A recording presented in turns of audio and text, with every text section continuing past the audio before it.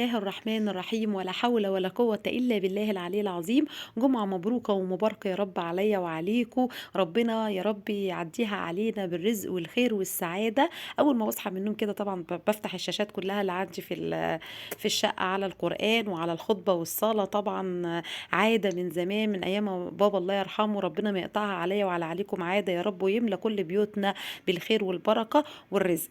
وبعدين ببتدي بقى اشوف ايه اللي ورايا، بس قبل اي حاجة يعني فضلا وليس امرا تنزلوا تحت تعملوا لي لايك. وحشتوني قوي يا اولاد من الفيديو اللي فات. تنزلوا تحت تعملوا لي لايك، اللايك ببلاش يا اولاد مش بفلوس. وكمان تكتبوا لي في التعليقات انتوا بتتابعوني من انهي بلد، وكمان تكتبوا لي في التعليقات بتحوقلوا معايا ونحوقل مع بعض وناخد ثواب مع بعض ونقول لا حول ولا قوة الا بالله. وتكتبوا لي في التعليقات وتيجي نصلي مع بعض على حبيب الله الرسول سيدنا محمد خاتم المرسلين. اللهم صل وسلم وبارك عليك يا حبيب الله وعلى اله وصحبه وسلم تسليما كثيرا. طبعا احنا عارفين ان البخيل اللي بيسمع وبيتذكر قدامه اسم الرسول عليه افضل الصلاه والسلام وما بيصليش عليه. يلا بينا نصلي كلنا في التعليقات وناخد ثواب مع بعض، وان شاء الله باذن الله ربنا يجرني ويجركم عنها كل خير. بس بقوم بقى كده زي ما انتم شايفين، اول حاجه بمسكها الريسبشن طبعا، لان انا ببقى قاعده فيه بالليل كده، بقعد فيه كده ايه ساعتين بعيد عن دوشه الاوض ودوشه الولاد والكلام ده كله. بحب اقعد ايه مع نفسي كده شويه. فقعدت امبارح ايه اسقستلي شويه لب كده في الريسبشن مع كوبايه شاي بلبن، مش هضحك عليكم. فطبعا نزل على الكنبه كده شويه قشر وقمت نمت وبتاع. انتوا عارفين الخميس بنحاول يعني بقدر الامكان نسهر فيه شويه، ناخد راحتنا شويه، تاني يوم بيبقى اجازه. فايه بنسهر شويه، نقعد على التلفزيون، نقعد على النت كده يعني. المهم بقى قمت ايه ظبطت بقى الكنب كده، شلت الاول الشلت وكنست، شفطت اي حاجه وقعت لب او اي حاجه وقعت، كنا بناكل شوكولاتات وشيبسيهات والكلام ده تحت الشلت يعني. شفطتها الاول بالمكنسه، رتبت الانتريه كله. وبعدين ابتديت بقى اخد الترابيزه بتاعه الانتريه كده، كنا برضو عليها شويه قشر لب وكده. ظبطتها ومسحتها حلو وحطيت عليها الفازه بتاعتها وظبطتها. همسك بقى دلوقتي المكنسه بقى، طبعا كل اللي انا تنفيض والكلام ده كله نزل على الارض، في شويه يعني اتشفطوا بالمكنسه وفي شويه نزلوا على الارض.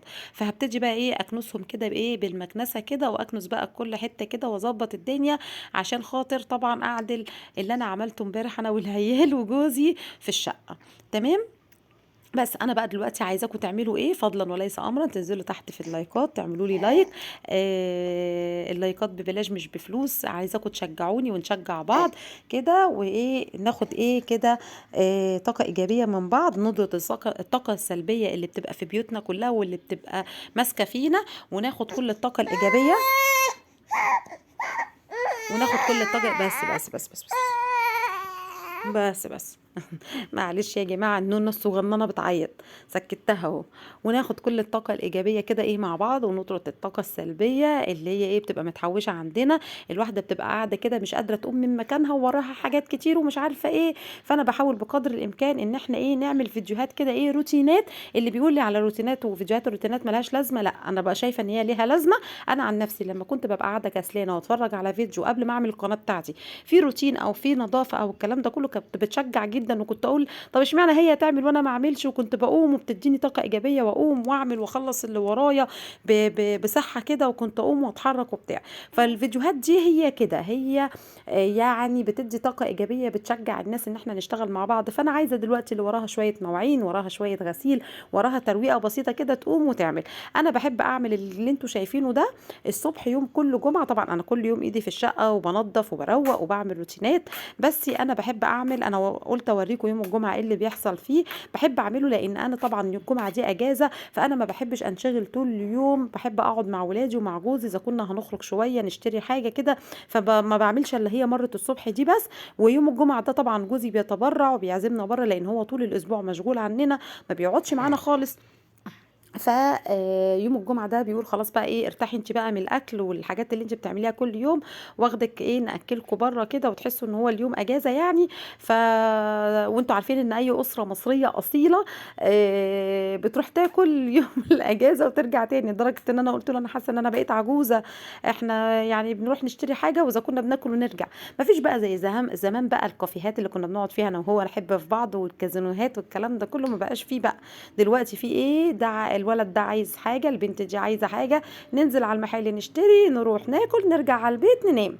فباحاول بالصبح أول ما أقوم الصبح كده أولّع القرآن في الشقة كلّها، أولّع الخطبة وأفضل إيه وأنا باسمع كده الخطبة إيه في الشوارع وحواليّا الجوامع كلّها عمّالة إيه تقول وكده، باحاول أقوم وأعمل اللي ورايا، يعني كان ورايا دلوقتي شوية غسيل كده كنت ناشراهم من قبلها بيوم، لميتهم وإيه، وطبّقتهم وحطيتهم مكانهم. عندي بقى فوطة مبلولة كده بامسك بقى إيه، مكان الألوميتال كده طبعًا مش الألوميتال كلّه، أنا باعمل الألوميتال دوّة إيه، لمّا باجي ألمّع أوضة النوم، بس بامسك الحتت اللي إيه، العالية اللي ممكن يتراكم عليها التراب وبامسحها كده عشان خاطر إيه، طبعًا كل يوم طالما عندنا أولاد كل يوم بنغسل وبننشر، فبنبقى عايزين البلكونة تفضل نضيفة، فلازم إيه، أضبّطها عشان لمّا آجي أنشر كده أحس إن أنا إيه، يعني الحاجة نضيفة. بس بامسك بقى كده الفوطة على السور كله، طبعًا السور ده بيبقى عليه تراب بقى لأن هو بيبقى متعرض للشارع والجو، فبامسكه بقى أمسحه كده بالفوطة كده كله عشان خاطر إيه، عايزة أنا إيه دلوقتي عندي غسيل عايزة إيه أنشره هو في الغسالة بيتعمل، بامسح بقى الحبال كلها كده والمنشر وكله، أنا عاملة البلكونة عندي سيراميك فبامسكها كلها بامشي عليها الفوطة كده عشان لو فيها أي تراب أي حاجة بانشفها وباضبطها يعني، تمام؟ باجيب بقى المكنسة أنا كده خلّصت كل حاجة في أوضة النوم، باخلّص بُصّوا بادخل حاجة، حاجة في الشقة وباخلّصها وبعدين أكنسها وأقفلها، وباخلّص على كده بادخل آخُد الدُش بتاعي وباولّع بخوري في الشقة والمُعطِّر بتاعي والبخور وكده وبنقعد مع بعض لغاية بالليل، بُصّوا ما باحطّش بقى إيدي تاني في حاجة، خلاص بقى بابقى قفّلت كل حاجة على كده، العيّل اللي يقول لي اعملي لي كذا يا ماما أقول له بُصّي أنا مش قادرة أقوم من مكاني، النهارده أجازتي، أنا قُمت الصبح ساعتين لفّيت لفتي في الشقة فمش قادرة أعمل حاجة تاني، بس كنست بقى البلكونة كده بعد ما ضبّطتها وهاكنس برضه إيه، أوضة النوم كده كلّها، بس يا كارما بس، معلش يا جماعة كارما صوتها أزعجكم يعني ربنا يخلّيها يا رب ويخلّي كل طفل وكل ولد وكل بنت لأم ويا رب ما يحرمش أم أبدًا ولا أب من ضناهم أبدًا ويبارك لنا فيهم ودايمًا يجعلهم بارين ليّا وليكم يا رب. بس مسكت بقى المكنسة كده باكنس بقى إيه، أوضة النوم، أنا كده يعتبر خلّصت أوضة النوم، باكنس أوضة النوم بالمكنسة كده كلها وهكنسها بالسجادة بكله وكنست البلكونة وكله وظبطت، يبقى انا كده خلصت الريسبشن وظبطته وروقته، وكمان اوضه النوم كده ايه بظبطها وبروقها كده ما بخليش فيها اي حاجه خالص، تمام. وحطيت غسيل في الغساله ايه بيتغسل وظبطت الدنيا يعني. بشيل كده بحاول اشيل اطرف كده ايه السجاجيد عشان خاطر لو دخل حاجه من تحت ولا حاجه تبقى كله مكنوسه وايه وكله تمام. هاجي بقى على المطبخ دلوقتي، هو فاضل دلوقتي المطبخ والحمام، تمام. هاجي على المطبخ الحمام انا عملته امبارح كله سيراميك وكله، وفاضل ايه ان انا بس لما ايه العيال يصحوا ياخدوا دش وانا كمان يتنشف بس يعني. بمسك بقى دلوقتي كنت حاطه من امبارح شويه اطباق وحلل كده في غساله الاطباق باركول يا جماعه، لان انا غساله الاطباق دي ما استعملتهاش الا مره مرتين من ساعه ما جبتها، انا جايباها من حوالي 3 سنين ما استعملتهاش الا مره ولا مرتين من ساعه ما جبتها.